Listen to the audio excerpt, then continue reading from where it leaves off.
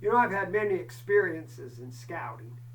Of course, some of the best thing about scouting is the people you meet in scouting, and I've met some great people. And among the many great people, one that was the greatest, among the greatest, is Karlo Mustonen. I don't know, maybe some of you know Karlo Mustonen. He was the reference librarian at Utah State University for decades. In fact, I assume that Karlo Mustonen has earned more master's degrees than anyone who ever lived. I first met Karlo at National Camp School up at Camp Kiesel. I was the instructor for the Nature Director's course, and there was Karlo Mustonen, though he was considerably older than me, one of my students.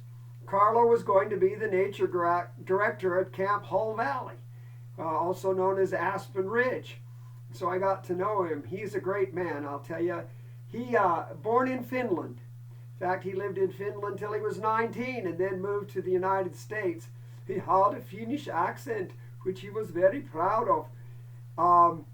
He could have dropped it, I'm sure, and spoken like all the rest of us here in Utah, but he preferred to speak like he was from Finland and did a good job. And I enjoy imitating him to the best of my ability. But as I said, I met him there at National Camp School. I imagine that was around 79. And the next year, I went through wood badge, and danged if one of the course instructors, this was at Hull Valley, at Aspen Ridge, and if one of the course instructors wasn't Karlo Mustonen. And I can remember one of the most impressive moments I had with him is he was teaching us Dutch oven cooking. And so he had the griddle up there on the fire, and he says, comes up to talk to us, and we were going to make scones. He had the dough all ready, and he says, oh, all right, you must be able to tell if the oil is hot enough. And so to do that, you just take your finger and you shove it in the oil like this. Ah! Ah! Ah! Ah! Ah! Ah! You see, it is not yet ready. If the oil had been hot enough, the blisters would have appeared immediately. You know, it wasn't until after Karlo died that I realized that he was just pulling our leg and doing a dang good job of it too. Well, you can imagine my excitement in 1994 when I became the director at Camp Aspen Ridge at Hull Valley. There was Karlo as our nature director, and boy did he do a great job, and we had great fun with him, and he was very excited and worked with all of our kids and great people that we brought along. We had a wonderful summer there.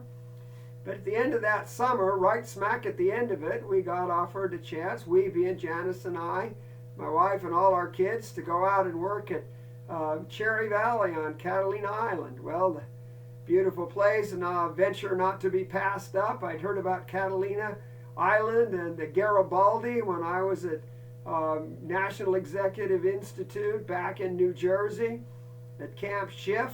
And so I just felt I was fated to go there. So we headed out to Cherry Valley, and I felt really bad to have to leave Karlo behind because I felt he would never leave Hull Valley. But he says, no, I will go with you.